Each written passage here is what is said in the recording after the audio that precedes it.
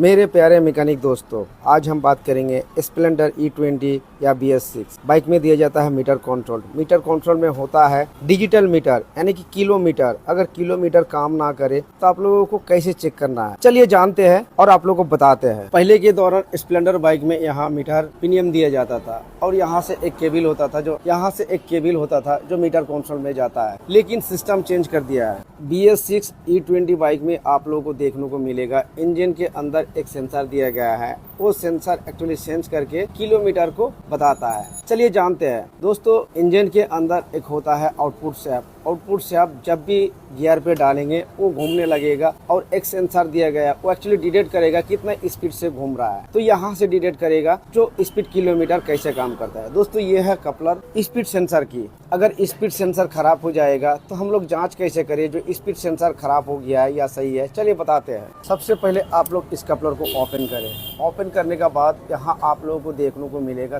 3 wire, एक blue में orange, silver में येलो और एक खाली व्हाइट कलर, यानी कि 3 वायर है। इसमें होता क्या है दोस्तों, कोई भी सेंसर को चलाने के लिए एक आर्थिंग का जरूरत होता है। तो आर्थिंग आएगा किस पर, ब्लू में ऑरेंज, इसमें ग्राउंड आएगा। अब दोस्तों इसमें एक होता है वोल्टेज। वोल्टेज कितना प्रकार की आएगा इसमें, 5 वोल्ट। कौन देगा, ECU देगा। उसको बोलते हैं हम लोग रेफरेंस वोल्टेज। जो आप लोगों को 12 वोल्ट से नीचे अगर मिल रहा है तो उसको रेफरेंस वोल्टेज बोलते हैं। तो रेफरेंस वोल्टेज कौन देगा, ECU कंट्रोल यूनिट देगा रेफरेंस वोल्टेज। तो रेफरेंस वोल्टेज 5 वोल्ट मिलेगा। और एक वायर जो है जाने वाली, मतलब सिग्नल जाने वाली, मीटर कंट्रोल में जाता है जो सिग्नल जाते हैं। तो उसी चीज को आप लोगों को फोकस करते हुए आगे बढ़ना है। तो सबसे पहले स्टेप आप लोगों को एक जरूरत होगा, कोई भी कंपनी का मल्टीमीटर। मल्टीमीटर से हम लोग ये पता लगा सकते हैं जो गाड़ी के अंदर अगर डिजिटल मीटर अगर काम ना करे तो प्रोसेस क्या होगा, जैसे कि स्पीडोमीटर खराब हो जाता है या कुछ और हो जाता है। तो चलिए आपको बताते हैं दोस्तों। यहाँ आप लोगों को मल्टीमीटर को इसी जगह रख देता हूँ।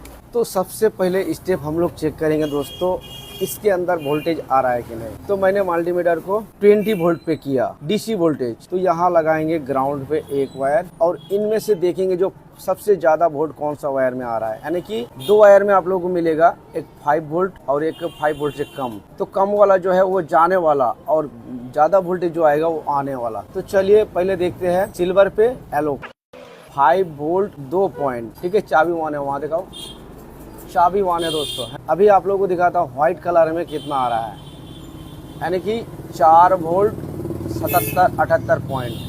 मतलब वोल्टेज कौन सा में ज्यादा आया, सिल्वर में। येलो पे 5 वोल्ट आया। ये एक्चुअली क्या करेगा, आएगा। और ये वाला जो है जाने वाला, इसमें आप लोगों को कम दिखा रहा है, ठीक है, कम दिखा रहा है, लेकिन इसको भी प्रोसेस आप लोगों को बताऊंगा।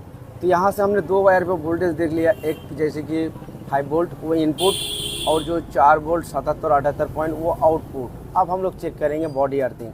बॉडी अर्थिंग इंजन से ले रहा था, अब वहाँ से नहीं लेंगे दोस्तों। एक ऑरेंज में ब्लू, सिल्वर में येलो, 5 वोल्ट। अब व्हाइट कलर में दिखाता हूँ, यानी कि क्या आ रहा है, 4 वोल्ट 77-78 पॉइंट। यानी कि यहाँ से हमने क्या क्या देखा, वोल्टेज 5 वोल्ट, आउटपुट वोल्टेज जो है अभी आप लोगों को दिखा रहा है 4 वोल्ट 77 पॉइंट। बॉडी अर्थिंग मौजूद है। तो हमने यहाँ से क्या देखा, सिर्फ ये महसूस किया जो एक्चुअली सिस्टम हम लोग का सही है। दोस्तों अगर यहाँ से आप लोग एक वायर में वोल्टेज मिल रहा है, एक वायर में नहीं मिल रहा है, तो फिर मामला गंभीर है। क्योंकि यहाँ से जो वोल्टेज डायरेक्ट जाएगा मीटर कंट्रोल पे, देखा मीटर कंट्रोल के अंदर जुड़ा हुआ है यार। मीटर कंट्रोल पे तो क्या हो रहा है, वो रिटर्न वोल्टेज दे रहा है, लेकिन रिटर्न वोल्टेज अभी दे रहा है क्योंकि इसके अंदर पावर है। और जब भी यहाँ से गाड़ी गियर पे डालेंगे वो वोल्टेज कम हो जाएगा। अब हमने तो यहाँ चेकअप कर लिया, वोल्टेज एक इनपुट आने वाला है और एक ग्राउंड आने वाला है। जाने वाला पे भी हम लोग को कुछ वोल्टेज रिटर्न दिखा रहा है, लेकिन वो रिटर्न कम जाएगा जब गियर पे डालेंगे। तो अभी हमने क्या चेक किया, ग्राउंड आ रहा है, वोल्टेज आ रहा है, यहाँ से भी आ रहा है।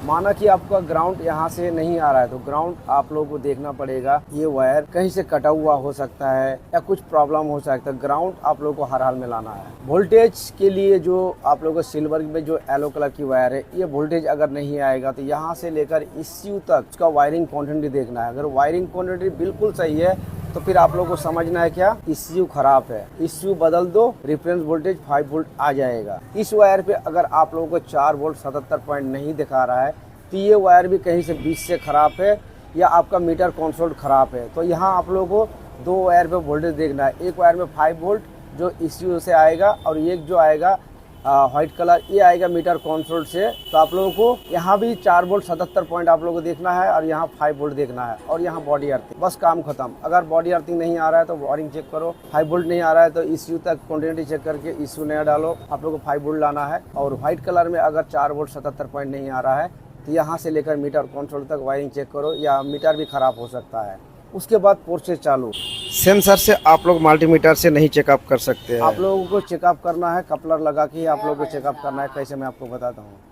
यहाँ से आप लोगों का सेंसर की टेस्टिंग चालू। तो सेंसर की टेस्टिंग के लिए ये जो रेड कलर की वायर है और ये सफेद कलर की वायर, यहाँ से कलर परिवर्तन हो गया है, तो आप लोगों को एक वायर यहाँ भरना पड़ेगा। अभी भरा हमने रेड कलर में, और एक वायर आप लोगों को ग्राउंड टेप पे भरना पड़ेगा, या ग्राउंड आप लोग कहीं गाड़ी से भी ले सकते हैं नेगेटिव। तो दोस्तों अभी हम लोग क्या करेंगे आपका टेस्टिंग बताता हूँ। अभी मल्टीमीटर को गौर करेंगे आप लोग, ब्लू कलर में लगाया और एक रेड कलर में लगाएंगे तो कितना वोल्टेज शो कर रहा है देखो, 4 वोल्ट यानी कि 68 पॉइंट। अब गाड़ी को स्टार्ट करेंगे, गाड़ी स्टार्ट किया दोस्तों। अब यहाँ वोल्टेज देखना, ये वोल्टेज 2.5 वोल्ट के आसपास में हो जाएगा। देखो अभी कितना है, 4 वोल्ट 64 पॉइंट। गाड़ी को गियर पे डालो भाई, तो यहाँ से देखना क्या हो रहा है। इसका जो वोल्टेज है आप लोगों को अप डाउन देखने को मिल रहा है कि नहीं, 2 वोल्ट 40 55 इस तरह का आप लोगों को देखने को मिल रहा है। 2 वोल्ट 40 44 42 जितना हम लोग एक्सीलरेटर देंगे कम बेसी थोड़ा अप डाउन आप लोगों को देखने को मिलेगा। यहाँ से अगर आप लोगों को इस तरह से वोल्टेज कम नहीं हो रहा है तो फिर मामला गंभीर है। और इस वायर में आप लोगों को 5 वोल्ट ही देखने को मिलेगा। देखना मैं आपको प्रूफ करके दिखाता हूँ। 5 वोल्ट आ रहा है, मतलब ये आने वाला। अब ये जो है सिग्नल है, सिग्नल कौन दे रहा है, सेंसर दे रहा है। जैसे कि आउटपुट से आप जब यहाँ से घूम रहा है, पहिया घूम रहा है ना, देखो गाड़ी गियर पे है, तो यहाँ से ये हलचल महसूस कर रहा है कि हाँ सिग्नल सेंसर चलो डिटेक्ट करके किसको दे रहा है, मीटर कंसोल को देगा दोस्तों। तो यहाँ से अगर आप लोगों का अप डाउन नहीं मारेगा यानी कि वोल्टेज कट नहीं होगा तो काम नहीं बनेगा। अभी गाड़ी को न्यूट्रल पे करो, एक आदमी न्यूट्रल पे करो। अभी न्यूट्रल पे करे, चलो पहिया को बंद करो। देखो पहिया को बंद किया, कितना है 4 वोल्ट। पहिया घुमाओ, पहिया घुमाओ। देखो अभी गियर पे नहीं है, पहिया घुमा रहा हूँ। अब थोड़ा ब्रेक मारो उस पर जाके, ब्रेक खींच के रख दो। देखो ब्रेक खींचने के बाद ऑटोमेटिक 4 वोल्ट। अब जब पहिया घुमा रहा हूँ तो यहाँ से क्या कर रहा है, हलचल महसूस कर रहा है कि हाँ आउटपुट से आप घूम रहा है। तो यहाँ से हम लोगों को पता चल गया जो सेंसर का कंडीशन क्या है। चलो गाड़ी को बंद करते हैं।